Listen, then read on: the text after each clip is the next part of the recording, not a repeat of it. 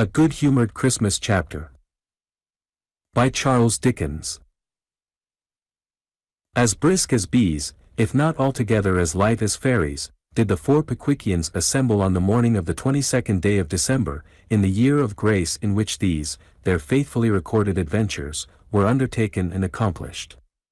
Christmas was close at hand. In all his bluff and hearty honesty, it was the season of hospitality, merriment, and open-heartedness. The old year was preparing, like an ancient philosopher, to call his friends around him, and amidst the sound of feasting and revelry to pass gently and calmly away. Gay and merry was the time, and right gay and merry were at least four of the numerous hearts that were gladdened by its coming.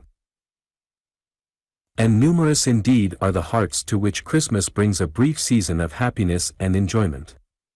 How many families, whose members have been dispersed and scattered far and wide, in the restless struggles of life, are then reunited, and meet once again in that happy state of companionship and mutual goodwill, which is a source of such pure and unalloyed delight, and one so incompatible with the cares and sorrows of the world, that the religious belief of the most civilized nations, and the rude traditions of the roughest savages, alike number it among the first joys of a future condition of existence, provided for the blessed and happy.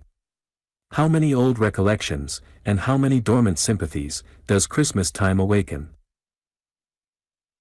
We write these words now, many miles distant from the spot at which, year after year, we met on that day, a merry and joyous circle.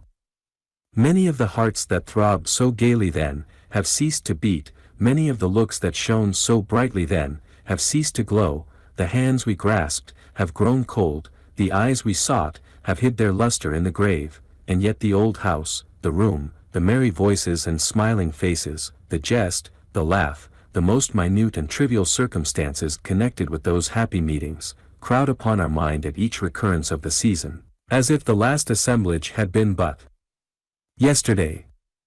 Happy, happy Christmas, that can win us back to the delusions of our childish days, that can recall to the old man the pleasures of his youth, that can transport the sailor and the traveler, thousands of miles away, back to his own fireside in his quiet home. But we are so taken up and occupied with the good qualities of this Saint Christmas, that we are keeping Mr. Pickwick and his friends waiting in the cold on the outside of the Muggleton coach, which they have just attained, well wrapped up in greatcoats, shawls, and comforters. The portmanteaus and carpet-bags have been stowed away, and Mr. Weller and the guard are endeavoring to insinuate into the foreboot a huge codfish several sizes too large for it, which is snugly packed up, in a long brown basket, with a layer of straw over the top, and which has been left to the last, in order that he may repose in safety on the half-dozen barrels of real native oysters, all the property of Mr. Pickwick, which have been arranged in regular order at the bottom of the receptacle. The interest displayed in Mr. Pickwick's countenance is most intense, as Mr.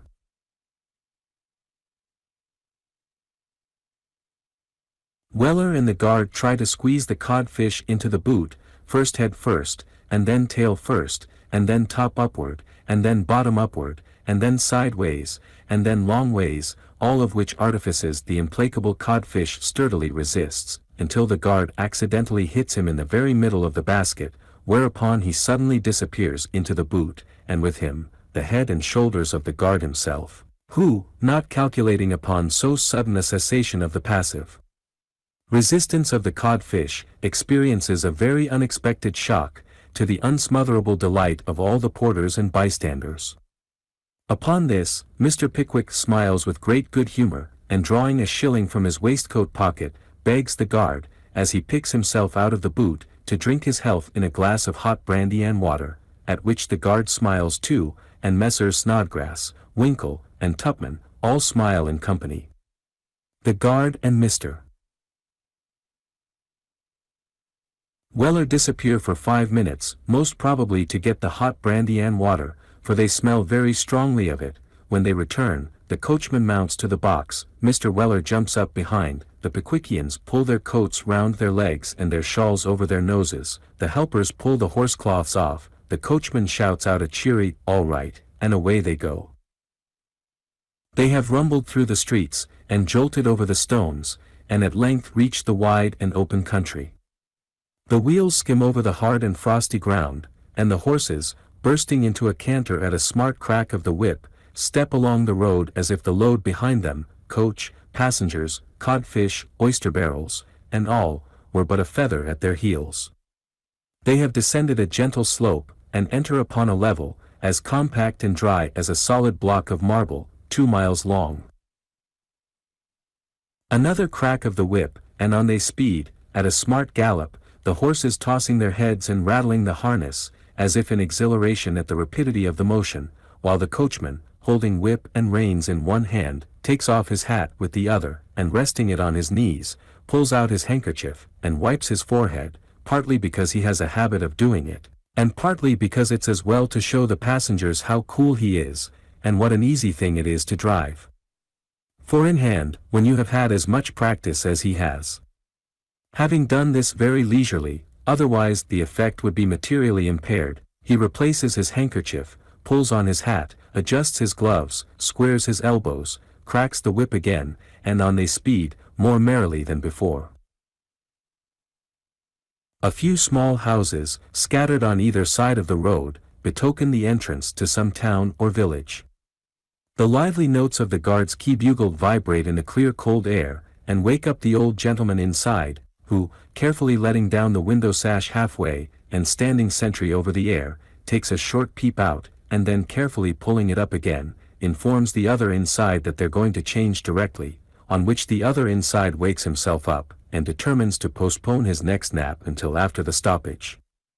Again the bugle sounds lustily forth, and rouses the categour's wife and children, who peep out at the house door, and watch the coach till it turns the corner, when they once more crouch round the blazing fire, and throw on another log of wood against father comes home, while father himself, a full mile off, has just exchanged a friendly nod with the coachman, and turned round to take a good long stare at the vehicle as it whirls away.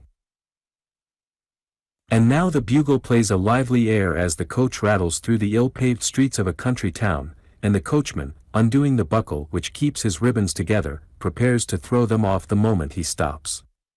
Mr. Pickwick emerges from his coat collar, and looks about him with great curiosity, perceiving which, the coachman informs Mr. Pickwick of the name of the town, and tells him it was market day yesterday, both of which pieces of information Mr. Pickwick retails to his fellow passengers, whereupon they emerge from their coat collars too, and look about them also. Mr. Winkle, who sits at the extreme edge, with one leg dangling in the air, is nearly precipitated into the street, as the coach twists round the sharp corner by the cheesemonger's shop and turns into the marketplace, and before Mr. Snodgrass, who sits next to him, has recovered from his alarm, they pull up at the inn yard where the fresh horses, with cloths on, are already waiting. The coachman throws down the reins and gets down himself, and the other outside passengers drop down also, except those who have no great confidence in their ability to get up again, and they remain where they are, and stamp their feet against the coach to warm them, looking, with longing eyes and red noses, at the bright fire in the inn bar, and the sprigs of holly with red berries which ornament the window. But the guard has delivered at the corn dealer's shop, the brown paper packet he took out of the little pouch which hangs over his shoulder by a leathern strap, and has seen the horses carefully put to, and has thrown on the pavement the saddle which was brought from London on the coach roof, and has assisted in the conference between the coachman and the hostler about the grey mare that hurt her off foreleg last Tuesday, and he and Mr. Weller are all right behind, and the coachman is all right in front, and the old gentleman inside, who has kept the window down full 2 inches all this time, has pulled it up again, and the cloths are off, and they are all ready for starting, except the 2 stout gentlemen, whom the coachman inquires after with some impatience. Hereupon the coachman, and the guard, and Sam Weller, and Mr. Winkle, and Mr.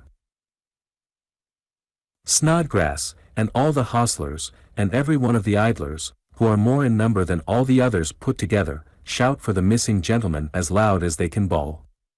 A distant response is heard from the yard, and Mr. Pickwick and Mr. Tupman come running down it, quite out of breath, for they have been having a glass of ale apiece, and Mr. Pickwick's fingers are so cold that he has been full 5 minutes before he could find the 6pence to pay for it.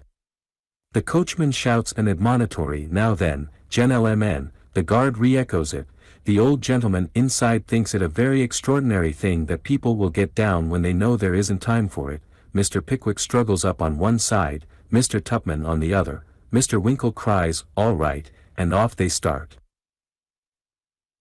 Shawls are pulled up, coat collars are readjusted, the pavement ceases, the houses disappear, and they are once again dashing along the open road, with the fresh clear air blowing in their faces, and gladdening their very hearts within them.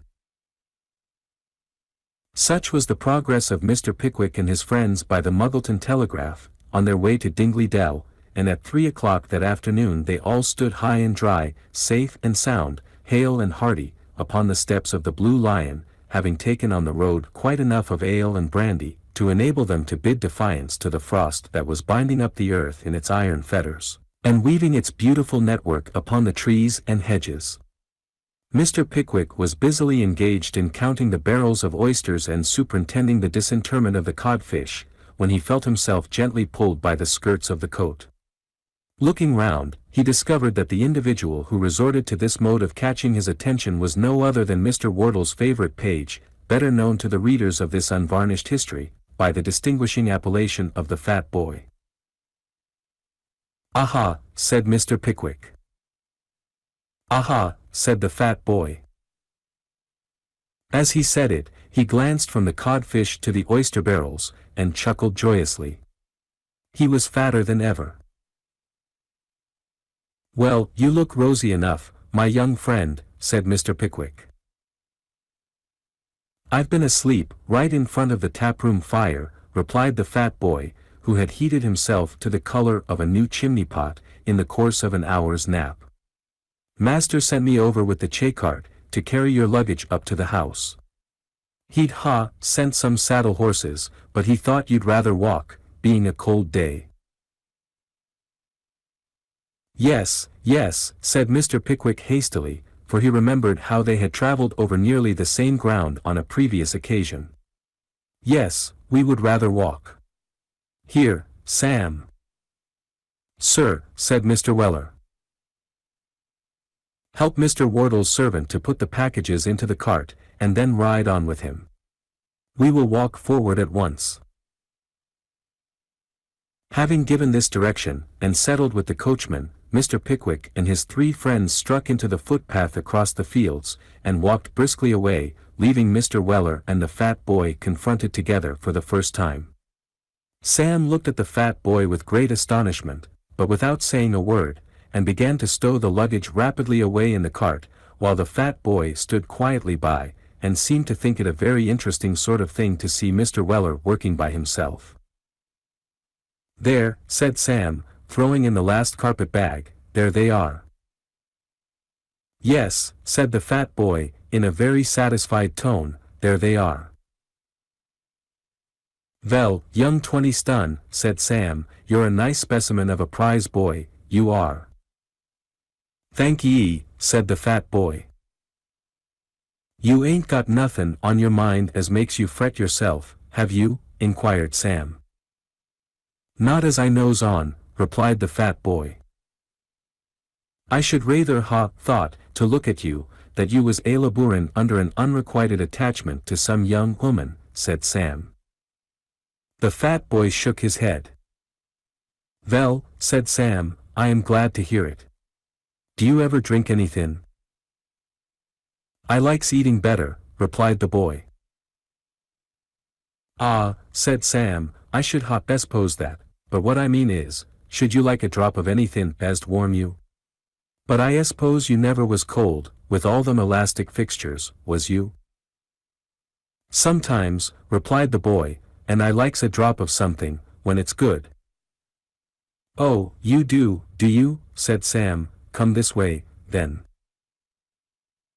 The Blue Lion tap was soon gained, and the Fat Boy swallowed a glass of liquor without so much as winking, a feat which considerably advanced him in Mr. Weller's good opinion.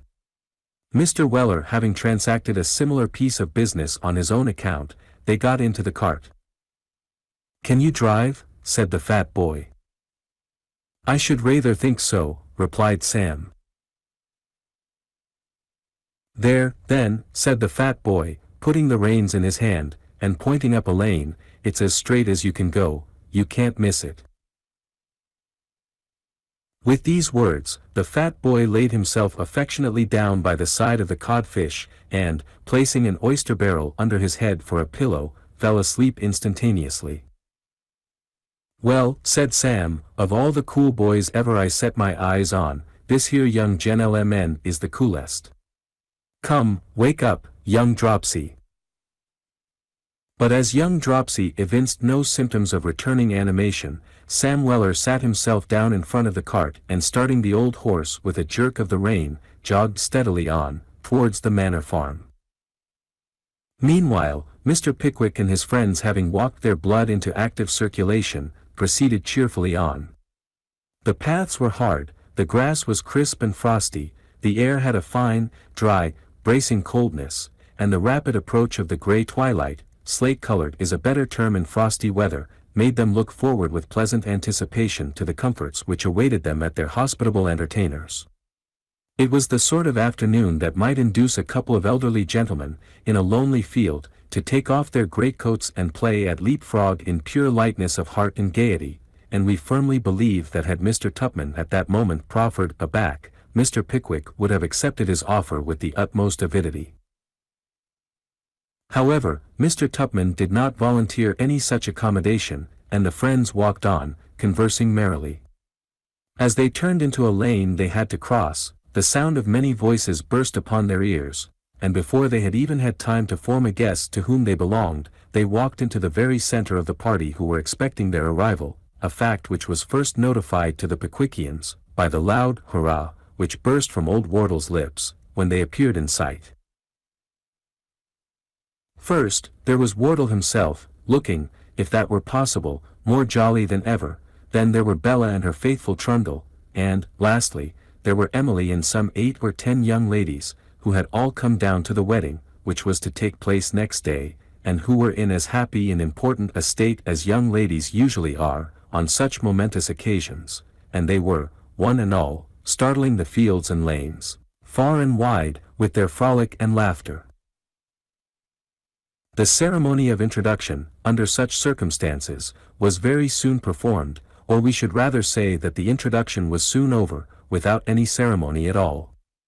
In 2 minutes thereafter, Mr. Pickwick was joking with the young ladies who wouldn't come over the stile while he looked, or who, having pretty feet and unexceptionable ankles, preferred standing on the top rail for 5 minutes or so, declaring that they were too frightened to move, with as much ease and absence of reserve or constraint, as if he had known them for life. It is worthy of remark, too, that Mr. Snodgrass offered Emily far more assistance than the absolute terrors of the stile, although it was full 3 feet high, and had only a couple of stepping stones, would seem to require, while one black-eyed young lady in a very nice little pair of boots with fur round the top, was observed to scream very loudly, when Mr. Winkle offered to help her over. All this was very snug and pleasant. And when the difficulties of the stile were at last surmounted, and they once more entered on the open field, old Wardle informed Mr. Pickwick how they had all been down in a body to inspect the furniture and fittings up of the house, which the young couple were to tenant, after the Christmas holidays, at which communication Bella and Trundle both colored up, as red as the fat boy after the taproom fire, and the young lady with the black eyes and the fur round the boots, whispered something in Emily's ear, and then glanced archly at Mr. Snodgrass, to which Emily responded that she was a foolish girl, but turned very red, notwithstanding, and Mr. Snodgrass, who was as modest as all great geniuses usually are, felt the crimson rising to the crown of his head, and devoutly wished, in the inmost recesses of his own heart, that the young lady aforesaid, with her black eyes, and her archness, and her boots with the fur round the top, were all comfortably deposited in the adjacent county. But if they were social and happy outside the house, what was the warmth and cordiality of their reception when they reached the farm? The very servants grinned with pleasure at sight of Mr. Pickwick, and Emma bestowed a half-demure, half-impudent, and all-pretty look of recognition on Mr. Tupman, which was enough to make the statue of Bonaparte in the passage unfold his arms, and clasp her within them. The old lady was seated with customary state in the front parlor, but she was rather cross, and, by consequence, most particularly deaf. She never went out herself, and like a great many other old ladies of the same stamp, she was apt to consider it an act of domestic treason, if anybody else took the liberty of doing what she couldn't. So, bless her old soul, she sat as upright as she could, in her great chair, and looked as fierce as might be, and that was benevolent after all. "Mother," said Wardle, "Mr. Pickwick. You recollect him?" "Never mind," replied the old lady, with great dignity. "Don't trouble Mr. Pickwick about an old creetur like me. Nobody cares about me now, and it's very nat'ral they shouldn't." Here the old lady tossed her head, and smoothed down her lavender-colored silk dress with trembling hands. "Come, come, ma'am," said Mr. Pickwick, "I can't let you cut an old friend in this way. I have come down expressly to have a long talk, and another rubber with you, and we'll show these boys and girls how to dance a minuet, before they're 48 hours older." The old lady was rapidly giving way, but she did not like to do it all at once, so she only said, "Ah! I can't hear him."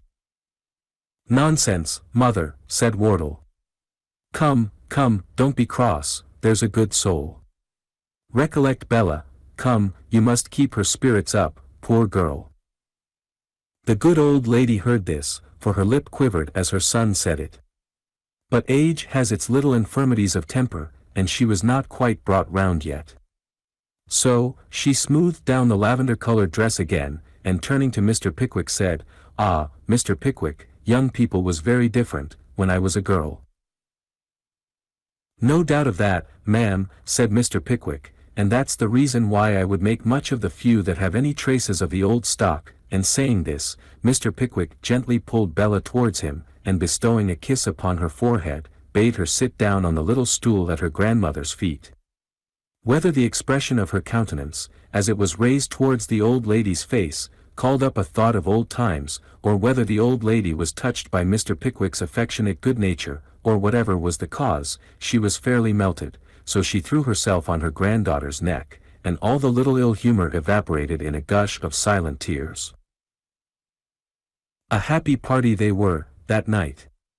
Sedate and solemn were the score of rubbers in which Mr. Pickwick and the old lady played together, uproarious was the mirth of the round table. Long after the ladies had retired, did the hot elder wine, well qualified with brandy and spice, go round, and round, and round again, and sound was the sleep and pleasant were the dreams that followed. It is a remarkable fact that those of Mr. Snodgrass bore constant reference to Emily Wardle, and that the principal figure in Mr. Winkle's visions was a young lady with black eyes, an arch smile, and a pair of remarkably nice boots with fur round the tops. Mr. Pickwick was awakened early in the morning, by a hum of voices and a pattering of feet, sufficient to rouse even the fat boy from his heavy slumbers. He sat up in bed and listened.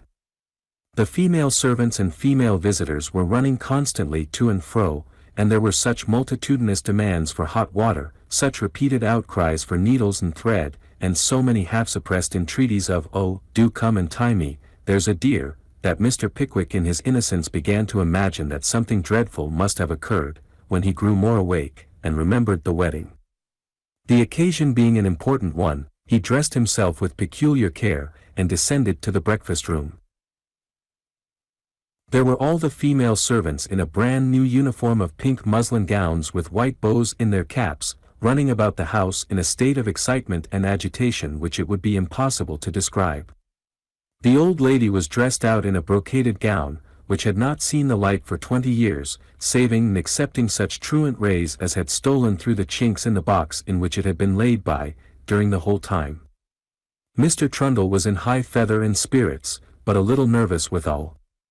The hearty old landlord was trying to look very cheerful and unconcerned, but failing signally in the attempt. All the girls were in tears and white muslin, except a select 2 or 3, who were being honored with a private view of the bride and bridesmaids, upstairs. All the Pickwickians were in most blooming array, and there was a terrific roaring on the grass in front of the house, occasioned by all the men, boys, and hobbledehoys attached to the farm, each of whom had got a white bough in his buttonhole, and all of whom were cheering with might and main, being incited thereto, and stimulated therein by the precept and example of Mr. Samuel Weller, who had managed to become mighty popular already, and was as much at home as if he had been born on the land. A wedding is a licensed subject to joke upon, but there really is no great joke in the matter after all. We speak merely of the ceremony, and beg it to be distinctly understood that we indulge in no hidden sarcasm upon a married life. Mixed up with the pleasure and joy of the occasion, are the many regrets at quitting home, the tears of parting between parent and child, the consciousness of leaving the dearest and kindest friends of the happiest portion of human life, to encounter its cares and troubles with others still untried and little known, natural feelings which we would not render this chapter mournful by describing, and which we should be still more unwilling to be supposed to ridicule. Let us briefly say, then, that the ceremony was performed by the old clergyman, in the parish church of Dingley Dell, and that Mr. Pickwick's name is attached to the register, still preserved in the vestry thereof, that the young lady with the black eyes signed her name in a very unsteady and tremulous manner, that Emily's signature, as the other bridesmaid, is nearly illegible, that it all went off in very admirable style, that the young ladies generally thought it far less shocking than they had expected, and that although the owner of the black eyes and the arch smile informed Mr. Wardle that she was sure she could never submit to anything so dreadful, we have the very best reasons for thinking she was mistaken. To all this, we may add, that Mr. Pickwick was the first who saluted the bride, and that in so doing he threw over her neck a rich gold watch and chain, which no mortal eyes but the jewelers had ever beheld before. Then, the old church bell rang as gaily as it could, and they all returned to breakfast. "Vere does the mince-pies go, young opium-eater?" said Mr. Weller to the fat boy, as he assisted in laying out such articles of consumption as had not been duly arranged on the previous night. The fat boy pointed to the destination of the pies. "Werry good," said Sam, "stick a bit o' Christmas in t'other dish opposite. There, now we look compact and comfortable," as the father said when he cut his little boy's head off, to cure him o' squintin'. As Mr. Weller made the comparison, he fell back a step or two, to give full effect to it, and surveyed the preparations with the utmost satisfaction. "Wardle," said Mr. Pickwick, almost as soon as they were all seated, "a glass of wine in honor of this happy occasion." "I shall be delighted, my boy," said Wardle. "Joe, damn that boy, he's gone to sleep." "No, I ain't, sir," replied the fat boy, starting up from a remote corner, where, like the patron saint of fat boys, the immortal Horner, he had been devouring a Christmas pie, though not with the coolness and deliberation which characterized that young gentleman's proceedings. "Fill Mr. Pickwick's glass." "Yes, sir." The fat boy filled Mr. Pickwick's glass, and then retired behind his master's chair, from whence he watched the play of the knives and forks, and the progress of the choice morsels from the dishes to the mouths of the company, with a kind of dark and gloomy joy that was most impressive. "God bless you, old fellow," said Mr. Pickwick. "Same to you, my boy," replied Wardle, and they pledged each other, heartily. "Mrs. Wardle," said Mr. Pickwick, "we old folks must have a glass of wine together, in honor of this joyful event." The old lady was in a state of great grandeur just then, for she was sitting at the top of the table in the brocaded gown, with her newly married granddaughter on one side, and Mr. Pickwick on the other, to do the carving. Mr. Pickwick had not spoken in a very loud tone, but she understood him at once, and drank off a full glass of wine to his long life and happiness, after which the worthy old soul launched forth into a minute and particular account of her own wedding, with a dissertation on the fashion of wearing high-heeled shoes, and some particulars concerning the life and adventures of the beautiful Lady Tollimglower, deceased, at all of which the old lady herself laughed very heartily indeed, and so did the young ladies too, for they were wondering among themselves what on earth Grandma was talking about. When they laughed, the old lady laughed 10 times more heartily, and said that these always had been considered capital stories, which caused them all to laugh again, and put the old lady into the very best of humors. Then the cake was cut, and passed through the ring. The young ladies saved pieces to put under their pillows to dream of their future husbands on, and a great deal of blushing and merriment was thereby occasioned. "Mr. Miller," said Mr. Pickwick to his old acquaintance, the hard-headed gentleman, "a glass of wine." "With great satisfaction, Mr. Pickwick," replied the hard-headed gentleman solemnly. "You'll take me in?" said the benevolent old clergyman. "And me," interposed his wife. And me," said a couple of poor relations at the bottom of the table, who had eaten and drunk very heartily, and laughed at everything. Mr. Pickwick expressed his heartfelt delight at every additional suggestion, and his eyes beamed with hilarity and cheerfulness. "Ladies and gentlemen," said Mr. Pickwick, suddenly rising. "Here, here. Here, here. Here, here," cried Mr. Weller, in the excitement of his feelings. "Call in all the servants," cried old Wardle, interposing to prevent the public rebuke which Mr. Weller would otherwise most indubitably have received from his master. "Give them a glass of wine each to drink the toast in. Now, Pickwick." Amidst the silence of the company, the whispering of the women servants, and the awkward embarrassment of the men, Mr. Pickwick proceeded. "Ladies and gentlemen, no, I won't say ladies and gentlemen, I'll call you my friends, my dear friends, if the ladies will allow me to take so great a liberty." Here Mr. Pickwick was interrupted by immense applause from the ladies, echoed by the gentlemen, during which the owner of the eyes was distinctly heard to state that she could kiss that dear Mr. Pickwick. Whereupon Mr. Winkle gallantly inquired if it couldn't be done by deputy, to which the young lady with the black eyes replied "Go away," and accompanied the request with a look which said as plainly as a look could do, "If you can." "My dear friends," resumed Mr. Pickwick, "I am going to propose the health of the bride and bridegroom, God bless M. Cheers and tears.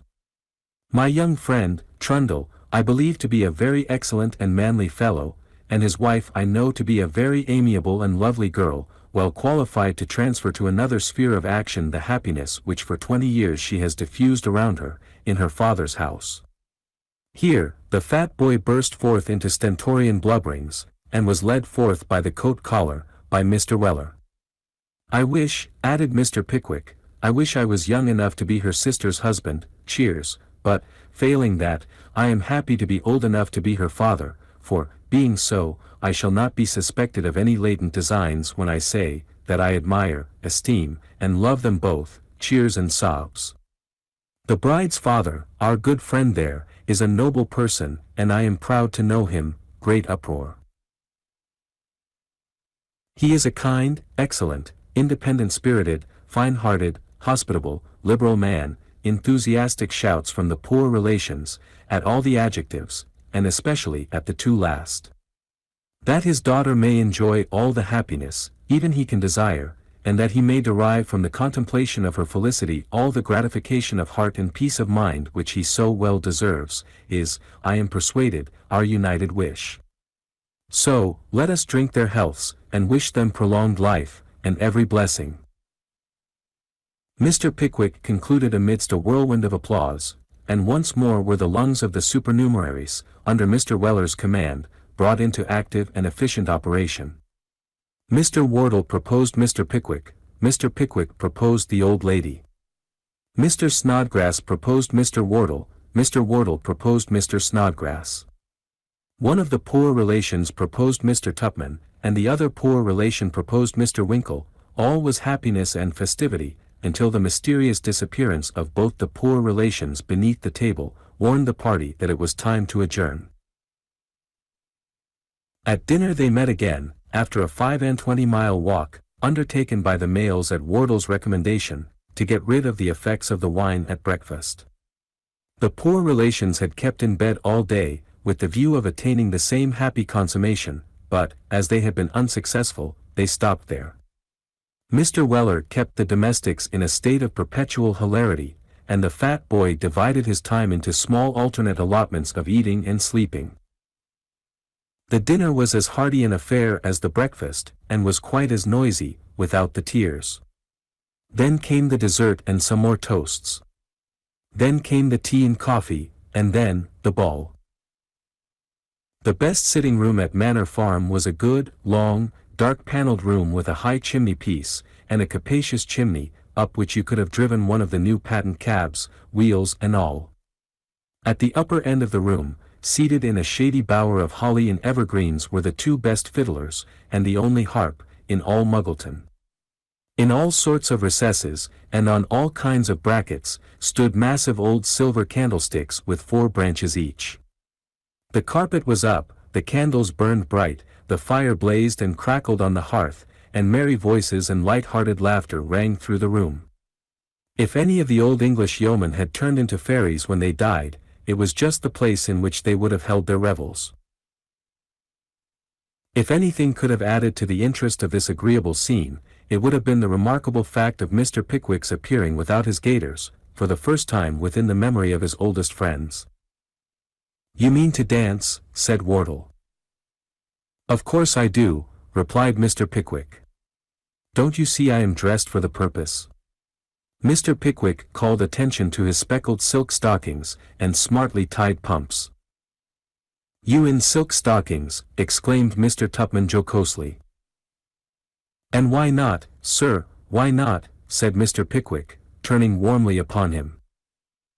"Oh, of course there is no reason why you shouldn't wear them," responded Mr. Tupman. "I imagine not, sir, I imagine not," said Mr. Pickwick, in a very peremptory tone. Mr. Tupman had contemplated a laugh, but he found it was a serious matter, so he looked grave, and said they were a pretty pattern. "I hope they are," said Mr. Pickwick, fixing his eyes upon his friend. "You see nothing extraordinary in the stockings, as stockings, I trust, sir?" "Certainly not." "Oh, certainly not," replied Mr. Tupman. He walked away, and Mr. Pickwick's countenance resumed its customary benign expression. "We are all ready, I believe," said Mr. Pickwick, who was stationed with the old lady at the top of the dance, and had already made 4 false starts, in his excessive anxiety to commence. "Then begin at once," said Wardle. "Now." Up struck the 2 fiddles and the 1 harp, and off went Mr. Pickwick into Hands Across, when there was a general clapping of hands, and a cry of "Stop, stop." "What's the matter?" said Mr. Pickwick, who was only brought to, by the fiddles and harp desisting, and could have been stopped by no other earthly power, if the house had been on fire. "Where's Arabella Allen?" cried a dozen voices. "And Winkle?" added Mr. Tupman. "Here we are," exclaimed that gentleman, emerging with his pretty companion from the corner. As he did so, it would have been hard to tell which was the redder in the face, he or the young lady with the black eyes. "What an extraordinary thing it is, Winkle," said Mr. Pickwick, rather pettishly, "that you couldn't have taken your place before." "Not at all extraordinary," said Mr. Winkle. "Well," said Mr. Pickwick, with a very expressive smile, as his eyes rested on Arabella, "well, I don't know that it was extraordinary, either, after all." However, there was no time to think more about the matter, for the fiddles and harp began in real earnest. Away went Mr. Pickwick, hands across, down the middle to the very end of the room, and halfway up the chimney, back again to the door, poussette everywhere, loud stamp on the ground, ready for the next couple, off again, all the figure over once more, another stamp to beat out the time, next couple, and the next again. Never was such going. At last, after they had reached the bottom of the dance, and full 14 couple after the old lady had retired in an exhausted state, and the clergyman's wife had been substituted in her stead, did that gentleman, when there was no demand whatever on his exertions, keep perpetually dancing in his place, to keep time to the music, smiling on his partner all the while with a blandness of demeanor which baffles all description. Long before Mr. Pickwick was weary of dancing, the newly married couple had retired from the scene. There was a glorious supper downstairs, notwithstanding, and a good long sitting after it, and when Mr. Pickwick awoke, late the next morning, he had a confused recollection of having, severally and confidentially, invited somewhere about 45 people to dine with him at the George and Vulture, the very first time they came to London, which Mr. Pickwick rightly considered a pretty certain indication of his having taken something besides exercise, on the previous night. "And so your family has games in the kitchen tonight, my dear, has they?" inquired Sam of Emma. "Yes, Mr. Weller," replied Emma, "we always have on Christmas Eve. Master wouldn't neglect to keep it up on any account." "Your master's a very pretty notion of keeping anything up, my dear," said Mr. Weller. "I never see such a sensible sort of man as he is, or such a reg'lar gentleman." "Oh, that he is," said the fat boy, joining in the conversation. "Don't he breed nice pork?" The fat youth gave a semi-cannibalic leer at Mr. Weller, as he thought of the roast legs and gravy.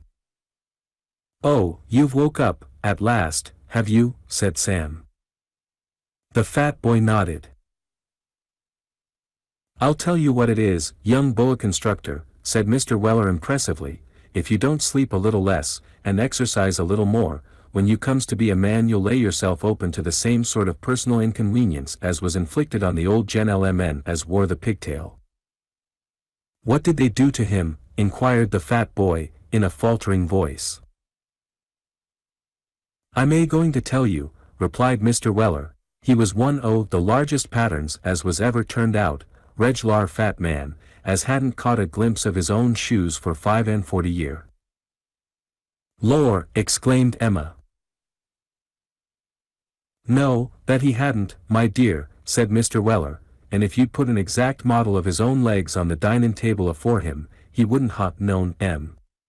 Well, he always walks to his office with a very handsome gold watch chain hanging out, about 1.25 feet, and a gold watch in his fob pocket as was worth, I'm afraid to say how much, but as much as a watch can be, a large, heavy, round manufacture, as stout for a watch, as he was for a man, and with a big face in proportion.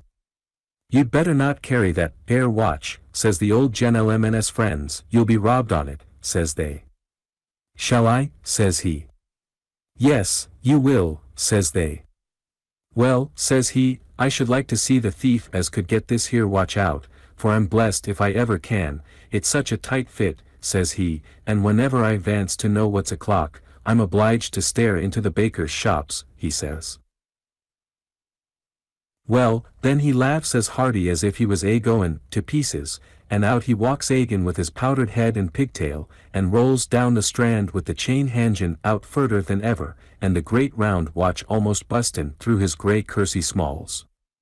There warn't a pickpocket in all London as didn't take a pull at that chain, but the chain ud never break, and the watch ud never come out, so they soon got tired of dragging such a heavy old gentleman along the pavement, and he'd go home and laugh till the pigtail vibrated like the pendulum of a Dutch clock. At last, one day the old gentleman was rollin' along, and he sees a pickpocket as he knowed by sight, coming up, arm in arm with a little boy with a very large head. "Here's a game," says the old gentleman to himself, "they're goin' to have another try, but it won't do." So he begins chucklin' very hearty, when, all of a sudden, the little boy leaves hold of the pickpocket's arm, and rushes head foremost straight into the old gentleman's stomach, and for a moment doubles him right up with the pain. "Murder," says the old gentleman. "All right, sir," says the pickpocket, whisperin' in his ear. And when he come straight agin, the watch and chain was gone, and what's worse than that, the old gentleman's digestion was all wrong ever afterwards, to the very last day of his life, so just you look about you, young feller, and take care you don't get too fat. As Mr. Weller concluded this moral tale, with which the fat boy appeared much affected, they all three repaired to the large kitchen, in which the family were by this time assembled, according to annual custom on Christmas Eve, observed by old Wardle's forefathers from time immemorial. From the center of the ceiling of this kitchen, old Wardle had just suspended, with his own hands, a huge branch of mistletoe, and this same branch of mistletoe instantaneously gave rise to a scene of general and most delightful struggling and confusion, in the midst of which, Mr. Pickwick, with a gallantry that would have done honor to a descendant of Lady Tollimglower herself, took the old lady by the hand, led her beneath the mystic branch, and saluted her in all courtesy and decorum. The old lady submitted to this piece of practical politeness with all the dignity which befitted so important and serious a solemnity, but the younger ladies, not being so thoroughly imbued with a superstitious veneration for the custom, or imagining that the value of a salute is very much enhanced if it cost a little trouble to obtain it, screamed and struggled, and ran into corners, and threatened and remonstrated, and did everything but leave the room, until some of the less adventurous gentlemen were on the point of desisting, when they all at once found it useless to resist any longer, and submitted to be kissed with a good grace. Mr. Winkle kissed the young lady with the black eyes, and Mr. Snodgrass kissed Emily, and Mr. Weller, not being particular about the form of being under the mistletoe, kissed Emma and the other female servants, just as he caught them. As to the poor relations, they kissed everybody, not even excepting the plainer portions of the young lady visitors, who, in their excessive confusion, ran right under the mistletoe, as soon as it was hung up, without knowing it. Wardle stood with his back to the fire, surveying the whole scene, with the utmost satisfaction, and the fat boy took the opportunity of appropriating to his own use, and summarily devouring, a particularly fine mince pie, that had been carefully put by, for somebody else. Now, the screaming had subsided, and faces were in a glow, and curls in a tangle, and Mr. Pickwick, after kissing the old lady as before mentioned, was standing under the mistletoe, looking with a very pleased countenance on all that was passing around him, when the young lady with the black eyes, after a little whispering with the other young ladies, made a sudden dart forward, and, putting her arm round Mr. Pickwick's neck, saluted him affectionately on the left cheek, and before Mr. Pickwick distinctly knew what was the matter, he was surrounded by the whole body, and kissed by every one of them.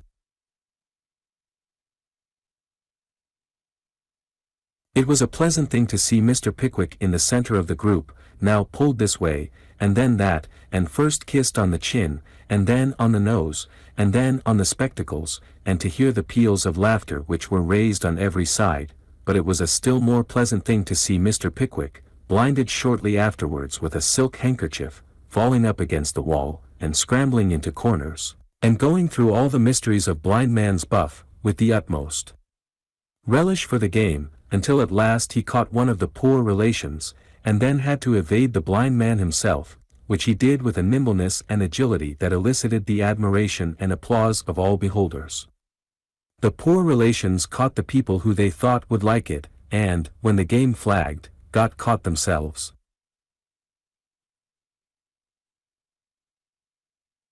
When they all tired of blind man's buff, there was a great game at snapdragon, and when fingers enough were burned with that, and all the raisins were gone, they sat down by the huge fire of blazing logs to a substantial supper, and a mighty bowl of wassail, something smaller than an ordinary wash-house copper, in which the hot apples were hissing and bubbling with a rich look, and a jolly sound, that were perfectly irresistible. "This," said Mr. Pickwick, looking round him, "this is, indeed, comfort." "Our invariable custom," replied Mr. Wardle.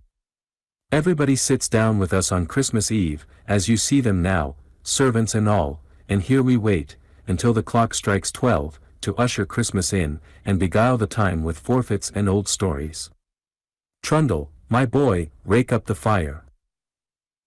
Up flew the bright sparks in myriads as the logs were stirred. The deep red blaze sent forth a rich glow, that penetrated into the farthest corner of the room, and cast its cheerful tint on every face. "Come," said Wardle, "a song, a Christmas song. I'll give you one, in default of a better." "Bravo," said Mr. Pickwick. "Fill up," cried Wardle. "It will be 2 hours, good, before you see the bottom of the bowl through the deep rich color of the wassail. Fill up all round, and now for the song." Thus saying, the merry old gentleman, in a good, round, sturdy voice, commenced without more ado. "A Christmas carol, I care not for spring, on his fickle wing let the blossoms and buds be born. He woos them amain with his treacherous rein, and he scatters them ere the morn. An inconstant elf, he knows not himself, nor his own changing mind and hour, he'll smile in your face, and, with wry grimace, he'll wither your youngest flower. Let the summer sun to his bright home run, he shall never be sought by me, when he's dimmed by a cloud I can laugh aloud. And care not how sulky he be. For his darling child is the madness wild, that sports in fierce fever's train, and when love is too strong, it don't last long, as many have found to their pain. A mild harvest night, by the tranquil light of the modest and gentle moon, has a far sweeter sheen for me, I ween, than the broad and unblushing noon. But every leaf awakens my grief, as it leath beneath the tree. So let autumn air be never so fair, it by no means agrees with me. But my song I troll out, for Christmas stout, the hearty, the true, and the bold, a bumper I drain, and with might and main give 3 cheers for this Christmas old. We'll usher him in with a merry din, we'll usher him in with a merry din that shall gladden his joyous heart, and will keep him up, while there's bite or sup, and in fellowship good, we'll part. In his fine honest pride, he scorns to hide one jot of his hard weather scars, they're no disgrace, for there's much the same trace on the cheeks of our bravest tars. Then again I sing till the roof doth ring and it echoes from wall to wall, to the stout old wight, fair welcome tonight, as the king of the seasons all. This song was tumultuously applauded, for friends and dependents make a capital audience, and the poor relations, especially, were in perfect ecstasies of rapture. Again was the fire replenished, and again went the wassail round. How it snows, said one of the men, in a low tone. Snows, does it? Said Wardle. Rough, cold night, sir, replied the man, and there's a wind got up, that drifts it across the fields, in a thick white cloud. What does Jem say? Inquired the old lady. There ain't anything the matter, is there? No, no, mother, replied Wardle, he says there's a snowdrift, and a wind that's piercing cold. I should know that, by the way it rumbles in the chimney. Ah, said the old lady, there was just such a wind, and just such a fall of snow, a good many years back, I recollect, just 5 years before your poor father died. It was a Christmas Eve, too, and I remember that on that very night he told us the story about the goblins that carried away old Gabriel Grubb. The story about what? Said Mr. Pickwick. Oh, nothing, nothing, replied Wardle. About an old sexton, that the good people down here suppose to have been carried away by goblins. Suppose, ejaculated the old lady. Is there anybody hardy enough to disbelieve it? Suppose. Haven't you heard ever since you were a child, that he was carried away by the goblins, and don't you know he was? Very well, mother, he was, if you like, said Wardle laughing. He was carried away by goblins, Pickwick, and there's an end of the matter. No, no, said Mr. Pickwick, not an end of it, I assure you, for I must hear how, and why, and all about it. Wardle smiled, as every head was bent forward to hear, and filling out the wassail with no stinted hand, nodded a health to Mr. Pickwick, and began as follows. But bless our editorial heart, what a long chapter we have been betrayed into. We had quite forgotten all such petty restrictions as chapters, we solemnly declare. So here goes, to give the goblin a fair start in a new one. A clear stage and no favor for the goblins, ladies and gentlemen, if you please.